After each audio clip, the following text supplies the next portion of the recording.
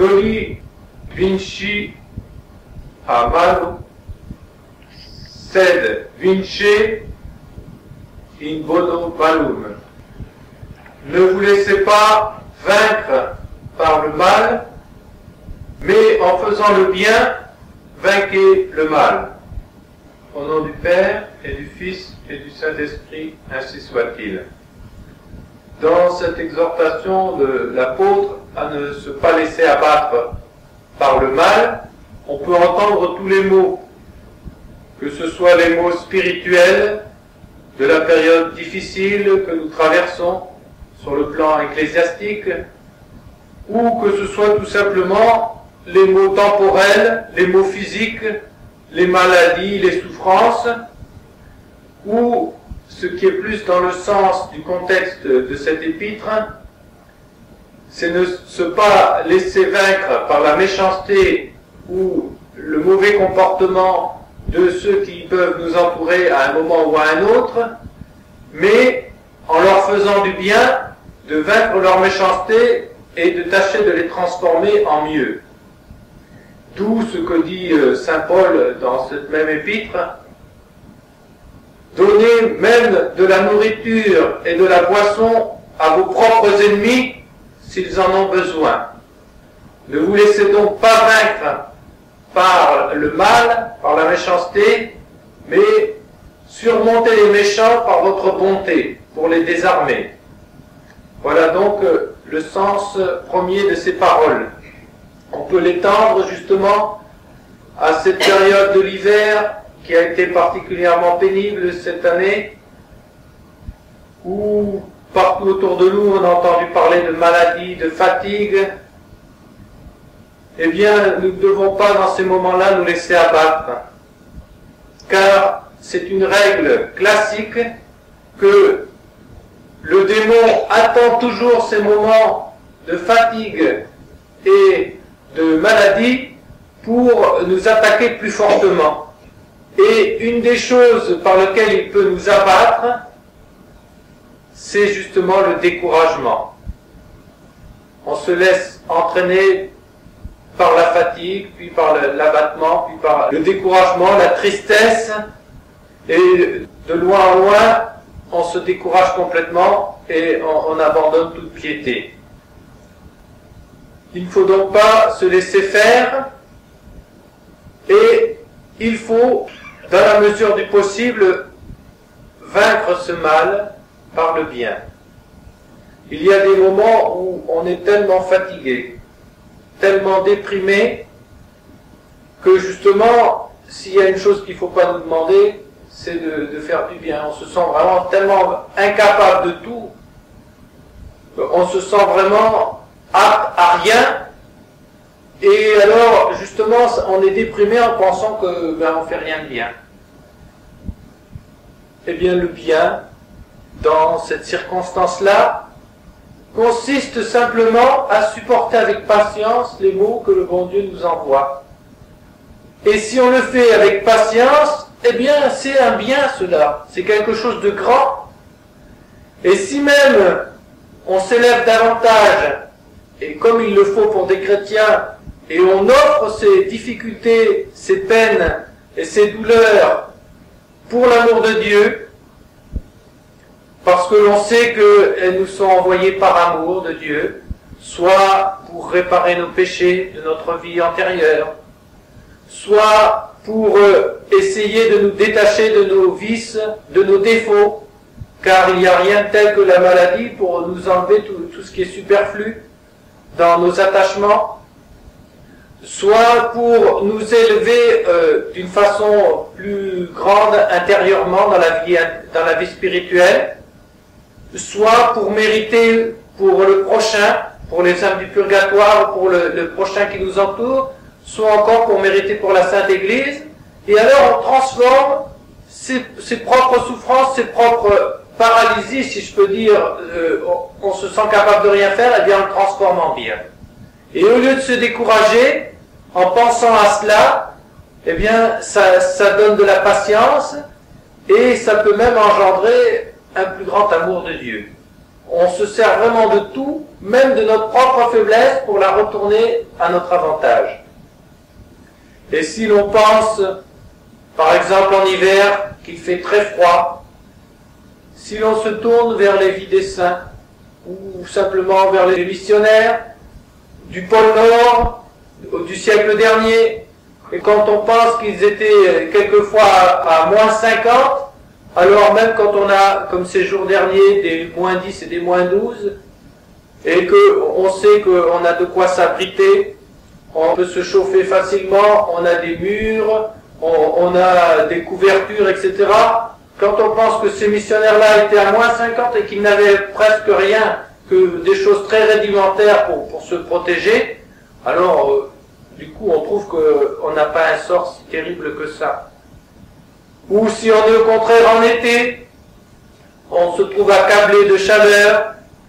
Si on pense à ces missionnaires qui sont partis dans les îles du Pacifique où il fait si chaud, ou même au cœur de l'Afrique, où c'était tellement, à tel point qu'il y en a qui mouraient de chaleur ou d'autres maladies, alors eux ils le faisaient volontairement pour l'amour de Dieu, pour le bien des âmes. Alors on se dit qu'on peut bien supporter des maux qui sont quand même bien moindres. Et quelquefois, sans aller chercher si loin, rien qu'en regardant la misère qu'on peut voir quand on y fait attention autour de soi, alors on se dit que finalement, les maux que l'on croit parce qu'on n'en a pas l'habitude, ils sont plus grands que ceux qu'on a l'habitude de supporter. Alors on a tendance à s'imaginer que personne, aucun humain n'en a supporté de semblable au nôtre. Et quand on ouvre les yeux autour de soi, on se rend compte qu'en fait, on n'est pas si mal loti que cela. Néanmoins, en tout temps, mais particulièrement dans ces époques de souffrance, il est bon de se pencher sur la vie des saints, car cela nous redonne du courage. Quand on voit par où ils sont passés, quand on voit avec quel amour de Dieu ils ont supporté toutes ces épreuves qui nous sont communes, mais des épreuves beaucoup plus grandes que nous, on n'aura peut-être jamais à supporter, particulièrement celles des martyrs, alors là encore, on se sent réconforté par leur exemple. Et c'est ce qu'on peut faire aujourd'hui avec la vie de Saint Polycarpe, puisque c'est le saint que nous fêtons aujourd'hui dans la Sainte Église. Un saint dont on connaît peu d'éléments dans sa vie, que je vais vous résumer rapidement, mais dont on sait qu'il était le disciple de l'apôtre Saint Jean, l'apôtre bien-aimé, l'apôtre de la charité par excellence, celui qui a traité si bellement de cette grande vertu dans ses épîtres. Et il nous est cher aussi à nous, Français, parce que il a dirigé vers la Gaule romaine de ses disciples pour venir nous évangéliser, et notamment Saint Pothin, le premier évêque de Lyon, et le second évêque Saint Irénée aussi de Lyon, le premier ayant été martyrisé, le deuxième nous ayant transmis la bonne doctrine et ayant écrit un des livres les plus importants de l'Antiquité contre les hérétiques. Et puis il a envoyé d'autres disciples, notamment un prêtre à Autun et divers autres prêtres, diacres et sous-diacres dans d'autres villes de Gaule. Donc on lui doit beaucoup. Sa vie, on n'en sait pas grand-chose. Un très ancien auteur dit qu'il aurait été vendu comme esclave encore tout enfant dans la ville de Smyrne, et que c'est une femme noble qui l'aurait acheté, et le trouvant de si bonne qualité, elle l'aurait après adopté comme enfant, comme son propre fils, en lui donnant les droits de sa famille. Mais tout cela, c'est des choses très incertaines. Ce que l'on sait par contre, c'est que son église était très florissante de Smyrne. Car quand le saint évêque d'Antioche, Ignace, est passé pour aller à Rome subir son martyre, il était encadré de soldats, il a eu l'occasion de rencontrer Saint Polycarpe, et il a été tellement frappé de sa sagesse, de sa sainteté, de l'état florissant de son Église, que à l'étape suivante, il a absolument tenu à lui écrire une lettre, à lui personnellement, et puis une autre aux fidèles de Smyrne, pour qu'il continue dans la ferveur qu'il avait vue parmi eux. À part cela, on ne connaît qu'une visite à Rome que je vais relater juste après, et son martyre. Et le trait dominant de son caractère et de son attitude et de sa vie, celui qui a marqué ses disciples à tel point que c'est le seul trait dominant de sa vie que l'on garde. Et vous allez voir que ce trait dominant est très riche pour nous de leçons. Saint Polycarpe aimait tellement la bonne doctrine, aimait tellement la vérité, avait tellement compris la richesse de la révélation qui lui avait été transmise presque directement par notre Seigneur, puisqu'il était disciple de Saint Jean, l'apôtre bien-aimé, et qu'il avait aussi connu d'autres disciples qui avaient directement connu Jésus-Christ. Il comprenait le prix très élevé de la vérité. Aussi, il ne pouvait pas supporter la moindre erreur en matière de religion. Quand il l'en entendait, c'était à tel point qu'il était surpris, alors il se bouchait les oreilles pour ne pas l'entendre.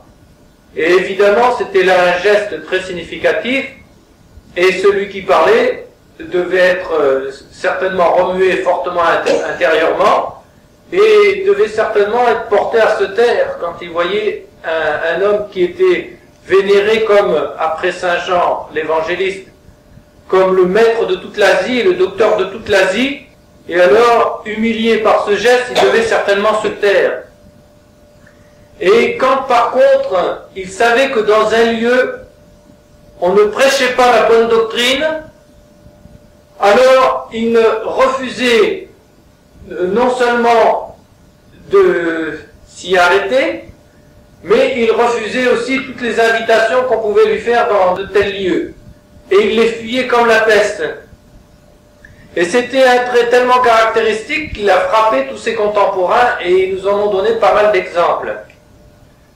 Et notamment au cours de son voyage à Rome, qu'il a entrepris sous le pontificat d'Anicée, parce qu'il était presque le patriarche d'Orient, et il voulait régler un différend avec le pape sur la date de Pâques, que en Occident, on faisait après le 14e jour de la lune de mars, ou du mois de Nisan, alors qu'en Orient, on le faisait le jour même du 14e jour de la lune de mars, en même temps que les Juifs.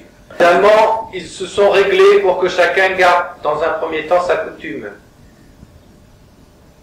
Et là, à Rome, il y avait deux fameux hérétiques, tristement fameux hérétiques, dont l'un s'appelait Marcion et l'autre Valentin.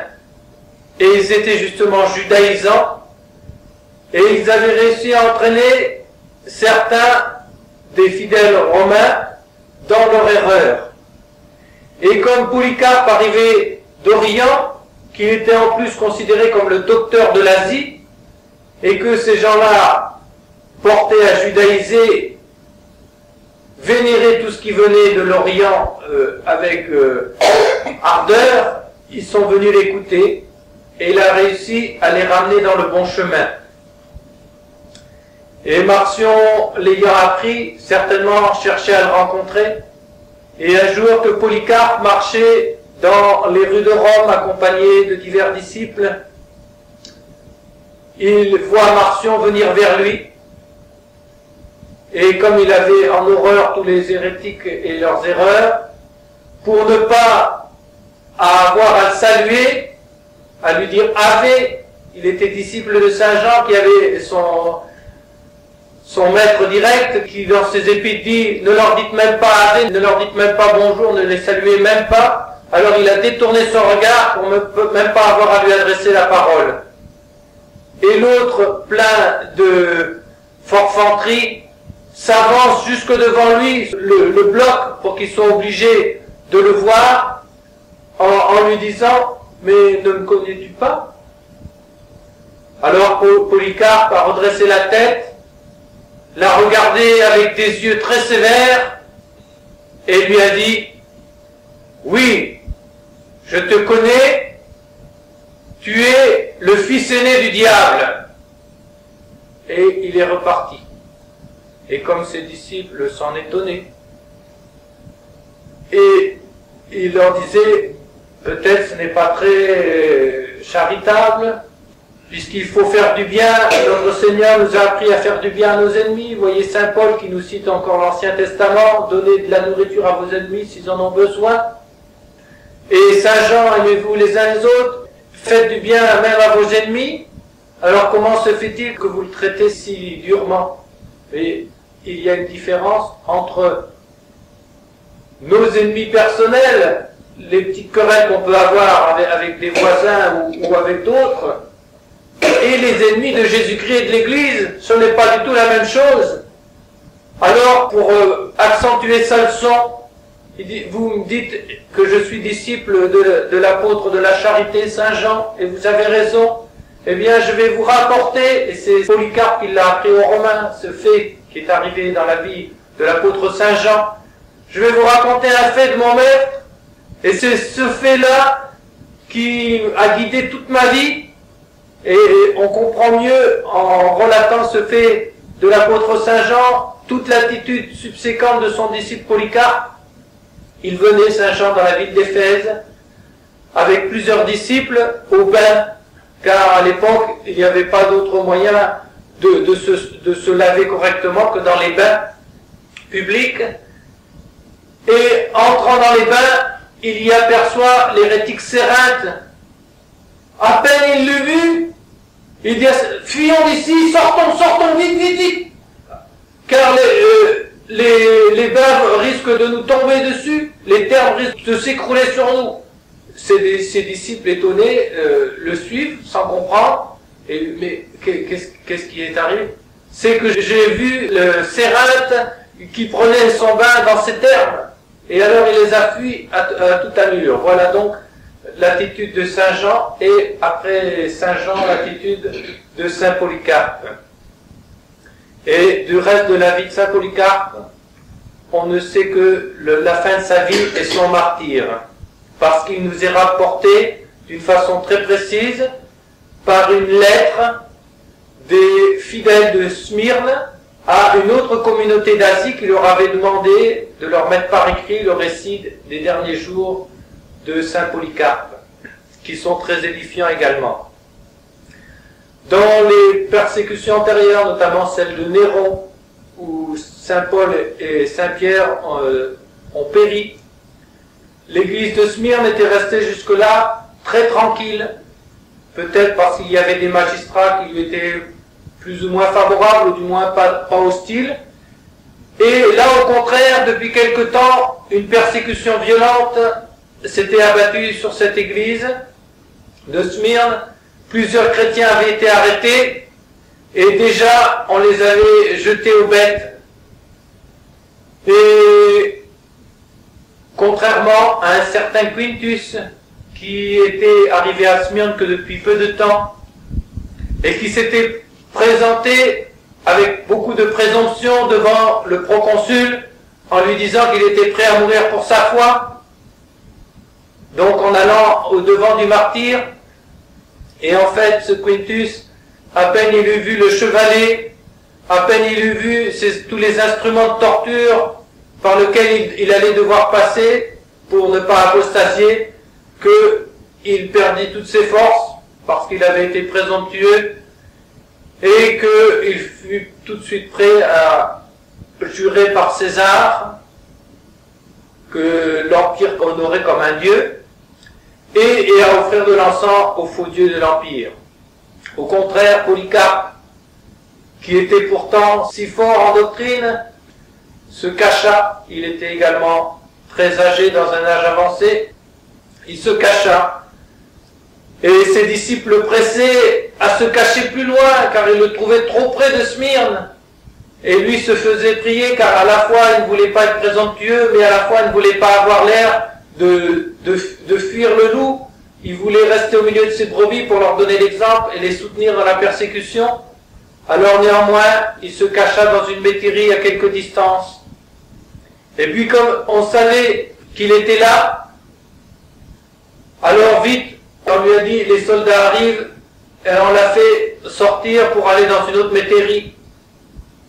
Et là, les soldats sont arrivés, ont torturé un petit enfant de la famille où il était, et le petit enfant courageusement a résisté, mais après il a fini par dire qu'il était parti à tel endroit. Alors les soldats ont mis la main sur Saint Polycarpe, et ils ont été étonnés de voir dans ce vieillard un homme qui avait gardé encore toute sa vivacité, surtout celle de son esprit, et avec beaucoup d'admiration, car il en imposait par sa seule vue. Ils l'ont mis sur une monture et ils l'ont conduit vers Smyrne. Car les jours d'avant, pendant les Jeux du Cirque, quand les chrétiens avaient été exposés, les spectateurs avaient crié « Polycarpe, Polycarpe, Polycarpe !» C'est lui qu'on veut voir à la place, pas seulement les petits chrétiens, mais celui qui est considéré comme tout le docteur de l'Asie, c'est lui qu'on veut voir là. Et c'est pour ça qu'ils avaient redoublé les recherches pour absolument le trouver. Alors, un certain Hérode et son fils Antipas, qui étaient très liés avec les Juifs, vinrent au devant de la caravane dès qu'on a su que les soldats l'avaient arrêté, avec un char, et le voyant dans cette posture, l'ont invité à monter sur leur char pour qu'il arrive plus glorieusement dans la ville. Et c'était des fourbes, évidemment, leur intention était de le persuader par la douceur. Après tout, c'était pas une chose terrible de jurer par César, et éventuellement de prier pour le salut de l'Empire et d'offrir quelques grains pour cela aux idoles. Et au début, Polycarpe ne répondait pas, puisqu'on lui avait rendu une amabilité. Mais voyant qu'ils insistaient, qu'ils l'importunaient, alors il se redressa et leur dit « Ce n'est pas la peine d'insister, il n'est pas question pour moi d'abandonner la bonne doctrine chrétienne et notre Seigneur. » Alors quand ils ont vu cela, le char était encore en vitesse, ils l'ont jeté à bas et il s'est froissé la jambe. Et il a fini son entrée à Smyrne à pied, et on a réuni aussitôt les gens qui l'avaient réclamé les jours d'avant, qui attendaient cela avec impatience, et toute la ville s'est retrouvée à l'amphithéâtre, parce que c'était le grand docteur de l'Asie qu'on avait enfin trouvé et pris, et le proconsul étant sur son estrade, a essayé de l'entraîner à apostasier. Et il lui disait, parce que les gens avaient crié les jours d'avant « Mort aux athées, mort aux impies !» Parce que comme les chrétiens n'honoraient pas les faux dieux, on les calomniait en disant qu'ils étaient des athées. Alors le proconsul lui dit « Priez avec nous pour qu'il n'y ait plus ni d'athées ni d'impies, puis jurez par le divin empereur pour le salut de l'Empire, et alors vous conserverez votre vie. Ayez pitié au moins de votre pauvre corps, ayez pitié de vos derniers jours, ménagez-vous. » Alors Saint Polycarpe, se redressant, avec un regard circulaire faisant tout le tour de l'amphithéâtre, prononça ces paroles: « Qu'il n'y ait plus d'athées ni d'impies. » Alors le proconsul, croyant qu'il commençait à dire la formule pour apostasier, enhardit, allez, continuez donc la formule. Et puis, comme tous les persécuteurs, on vous en demande un petit peu au début, et puis quand vous commencez à donner, on vous en demande plus. Alors le proconsul rajoute, Et puis, vous rajouterez quelques injures au Christ, et alors tout ira bien. Saint Polycarpe, indigné, lui dit, voilà près de 86 ans que je sers le Christ. Il ne m'a jamais fait le moindre mal. Au contraire, il ne m'a apporté que des biens. Et vous voudriez que je le maudisse? Oh non, ce n'est pas possible. Au contraire, je ne peux que le bénir, que le remercier. Alors l'autre de lui dire, mais c'est quand même pas terrible de jurer à César. Et puis, si vous voulez pas vous décider, j'ai des moyens de vous décider. J'ai dans mes cages des lions et des ours. Alors Saint Polycarpe de lui dire, eh bien, faites sortir tous vos lions et tous vos ours si vous le désirez. Passez-moi par tous les supplices que vous pourrez inventer, mais je ne renierai pas mon Seigneur et je ne changerai pas. Alors, comme le peuple attendait impatient et qu'il n'entendait pas ce discours, le proconsul fit dire par un héros, c'est-à-dire par quelqu'un qui était chargé avec un porte-voix de crier les nouvelles, il fit dire, Polycarpe demeure et persévère dans la confession de Jésus-Christ. Alors tout le peuple cria, à mort les athées, au lion! Et comme celui qui était chargé de diriger tous les jeux, et qui était en quelque sorte un des économes de la ville, probablement était touché par ce vieillard et par son courage, il prit comme prétexte que non, le temps des jeux était fini, alors on n'allait pas ressortir les lions et les ours. Alors on décida qu'il serait brûlé par le feu. 3 jours avant, juste avant d'être pris, Polycarpe avait eu un songe dans lequel il lui avait été révélé que dans 3 jours il aurait à souffrir, et puis il avait senti dans son oreiller comme tout en feu. Alors il avait prédit à ses disciples que certainement il serait martyrisé par le feu.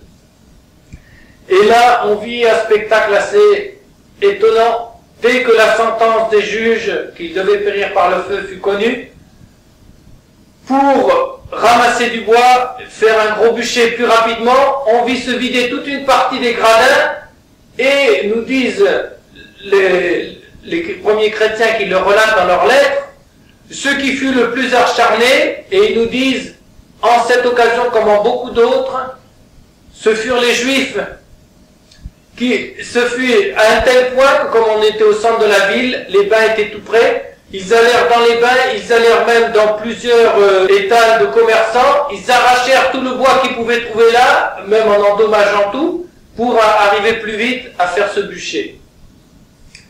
Et là, une fois que le bûcher fut mis, on y fit monter Polycarpe, qui commença à prier en recommandant son âme à Dieu, son église de Smyrne, les fidèles du monde entier, puis l'Empire et ses persécuteurs, et les flammes commencèrent à crépiter autour de lui. Mais là, le bon Dieu voulut faire un grand miracle. C'est que les flammes s'élevèrent en hauteur, s'écartèrent de lui, et se courbèrent comme un arc de triomphe au-dessus et autour de Polycarpe sans le toucher, au point qu'on avait l'impression, disent les premiers chrétiens dans leur écrit, que c'était comme un vent qui avait soulevé une voile de bateau et qui soufflait, qui poussait la voile vers le ciel et qui ne le touchait pas. Et comme on avait l'impression au dehors que les flammes ne touchaient pas, on était impressionné par cette espèce d'arche ou cette voile emportée par le vent et qui ne touchait pas. On fit envoyer un soldat pour vérifier qu'il était indemne. Et quand le soldat revint pour faire un signe affirmatif que oui, il était indemne, alors le proconsul ordonna qu'il aille le poignarder dans le cœur. Et le soldat remonta, donna un coup de poignard, et là Dieu voulut faire encore un double miracle, une multiplication du sang du martyr, à un tel point que le sang coula en telle abondance qu'il fit éteindre les flammes. Et une dernière chose, de sa tête, on vit sortir une colombe qui s'éleva vers le ciel. Voilà donc la description que nous ont rapporté ces premiers chrétiens. Avec lui souffrit également 12 autres chrétiens qui venaient de Philadelphie. Donc voilà la passion de saint Polycarpe, voilà le trait marquant de sa vie. Et quand on voit à la fois cette ferveur des premiers chrétiens, quand on voit leur courage, il y a une description dans cette lettre des premiers chrétiens des souffrances qu'ont endurées leurs. Et ils sont eux-mêmes impressionnés de voir comment ceux d'entre eux qui sont passés par le martyre, ils voyaient couler leur sang sans problème, sans s'émouvoir. Ils regardaient presque d'une façon indifférente leurs propres entrailles. Cette constance donc dans la douleur, cette patience dans les souffrances, cette endurance et même en quelque sorte cette impassibilité dans des tortures si atroces était évidemment le fruit des dons du Saint-Esprit. Nous avons donc là, en ces saints martyrs et tout spécialement en ce grand pontife saint Polycarpe, un magnifique exemple de la pratique de cet avis de saint Paul, noli vinci a malo, sed vince in bono malum. Ne vous laissez pas vaincre par le mal, mais par le bien, vainquez le mal. Voilà donc ce que nous avons nous-mêmes à imiter, à pratiquer, non point en endurant, au moins pour le moment, non point en endurant le martyre violent, mais en endurant la persécution morale, les privations pour la confession de la foi. À voir ces sublimes exemples de nos ancêtres dans la foi, et même encore ces prouesses et ces dévouements de nos missionnaires il y a encore à peine 100 ans, nous devons regarder nos souffrances en les relativisant, en songeant combien peu nous est demandé par rapport aux efforts qu'ils ont eus à endurer. Alors certes, nous avons peut-être moins d'aide que sur le plan de la grâce ordinaire, mais Dieu ne nous abandonnera jamais si nous ne l'abandonnons le premier. Et pour ce faire, il faut nous tourner vers lui, vers Notre-Dame, les supplier de nous accorder leur grâce, leur pardon, les secours nécessaires pour la pratique de la vertu et de notre devoir d'état quotidien. Et alors, d'une autre manière, en nous aussi et de nous, il pourra être dit, ils n'ont point été vaincus par le mal, mais en pratiquant le bien, ils ont vaincu le mal. Et comme le dit encore saint Paul, si nous souffrons avec notre Rédempteur, si nous mourrons au monde avec lui, nous ressusciterons avec lui et nous participerons à sa vie éternelle. Que Dieu daigne nous accorder dans sa miséricorde, au nom du Père et du Fils et du Saint-Esprit, ainsi soit-il.